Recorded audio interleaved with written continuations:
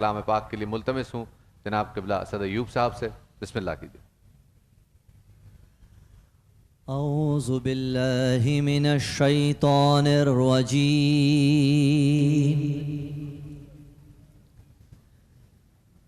بسم اللہ الرحمن الرحیم.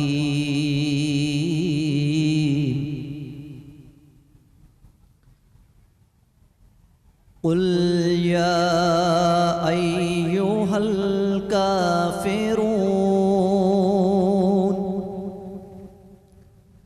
لا اعبد ما تعبدون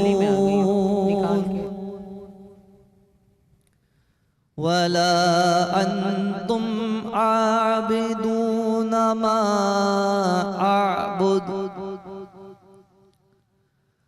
ولا انا عابد ما عبدتم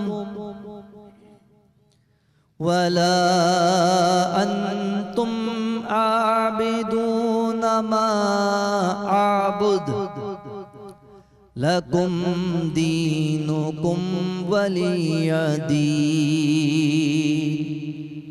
صدق اللہ العظیم. اللہ کے نام سے شروع جو بڑا مہربان نہایت رحم والا ہے.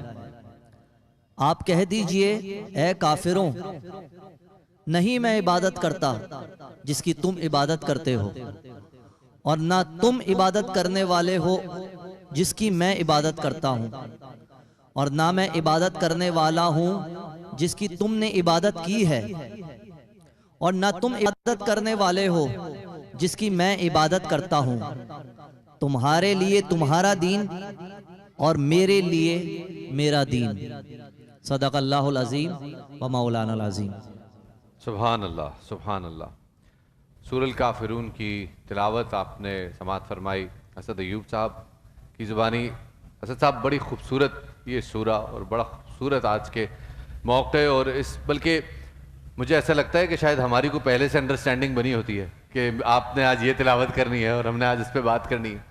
لیکن واقعی یہ ایک محض اتفاق ہے کہ آپ جو باتیں کرتے ہیں یہ کوئی پہلے سے طے نہیں ہوتا بلکہ پوری ٹرانسمیشن میں پہلے سے کچھ طے نہیں. بالکل ایسے ہی کہتے ہیں میں بھی گھر سے کچھ سوچ کے نہ آتا, یہاں تک میرے دماغ میں جو آتا ہے وہ.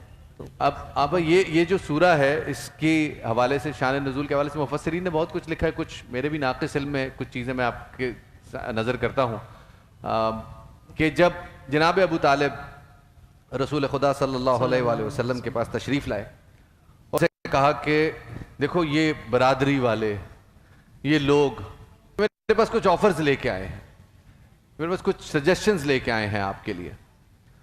اور وہ سجیشنز کیا تھیں؟ وہ سجیشنز یہ تھیں کہ بھائی اچھا ٹھیک ہے جناب ابو طالب آپ کا احترام ہے, آپ کا بھتیجا ہے, ہماری سر آنکھوں پر, ٹھیک ہے ہم آپ کا لحاظ کرتے ہیں, تو ان سے کہیے کہ ایک سال یہ ہمارے خداؤں کی پوجا کر لیں, ایک سال ہم ان کے خدا کی پوجا کر لیں گے. پھر ایک یہ سجیشن آئی کہ بھئی آپ کچھ خدا ہمارے مان لیں, کچھ کو چھوڑ دیں. پھر یہ سجیشن آئی تو جناب ابو طالب نے یہ ساری سجیشنز رکھی اور سجیشنز رکھنے کے بعد ان کو معلوم تو تھا کہ ان کے بھتیجے کا جواب کیا ہوگا. تو انہوں نے کہا کہ بیٹا جو تمہارا فیصلہ ہوگا میں اس فیصلے میں تمہارے ساتھ. اور آپ جواب دیکھیے کہ جواب بھی کیا شاندار ہے کہ چچا جان اگر یہ میرے ایک ہاتھ میں سورج اور دوسرے ہاتھ میں چاند بھی لا کر رکھ دے تو میں اپنے دعوے سے پیچھے ہٹنے والا نہیں.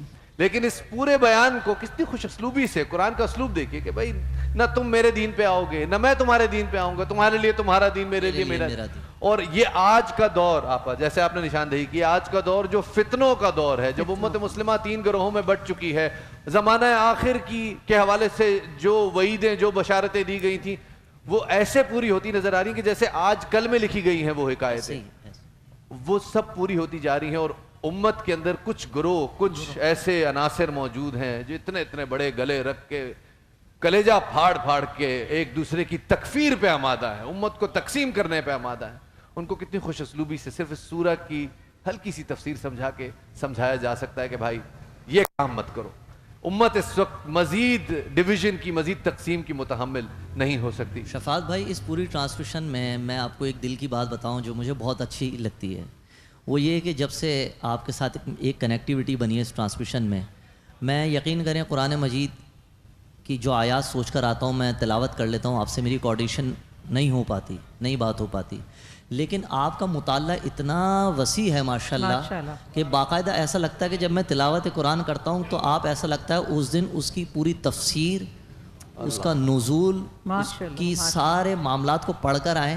اور اس ٹرانسمیشن کا سب سے اچھا لمحہ مجھے جب لگتا ہے کہ جب میں تلاوت مکمل کرتا ہوں اور آپ اس کے اوپر گفتگو کرتے ہیں علماء کے ساتھ۔ ایک ناقص آدمی، اللہ تعالیٰ آپ کے علم و عمل میں برکتیں عطا فرمائے۔ الہی آمین۔ آمین۔ اللہ پاک ہم سب کو قرآن کریم سمجھنے کی اور قرآن فہمی کی توفیق عطا فرمائے۔ لیکن میرے خیال میں اس کا اصل کریڈٹ جاتا ہے ہمارے بھائی قبلہ ظفر عباس صاحب کو اور شمیم شیخانی فاؤنڈیشن کے سربراہ علی شیخانی بھائی کو، کہ جنہوں نے یہ ایک ایسی خوبصورت محفل رکھ دی ہے کہ یہاں پہ آتے کے ساتھ ہی آپ اس روحانیت میں اترنے لگتے ہیں، آپ یہ ماحول دیکھتے ہیں، آپ لوگوں کو دیکھتے ہیں، آپ اس پورے میں میلے کا لفظ استعمال نہیں کرنا چاہتا، لیکن واقعی رمضان کی رونق اگر بھرپور طریقے سے کہیں برستی نظر آتی ہے تو وہ یہی مذہبی شخصیات کی ایک اپنے ڈومین میں اپنی ایک فالوئنگ ہوتی ہے، لیکن آپ جیسے اینکرز جو شوبز کے حضرات ہیں جن کی اپنی ایک فین فالوئنگ ہے، آپ جیسے لوگ جب مذہب کی بات کرتے ہیں نا تو لوگوں کے اندر ایک انسپریشن پیدا ہوتی ہے کہ ہم بھی ان کی طرح سیکھیں، پڑھیں اور اس طرح بات کرتے ہیں۔ اللہ پاک ہم سب کو قرآن سمجھنے کی اور قرآن پہ عمل کرنے کی توفیق عطا فرمائے۔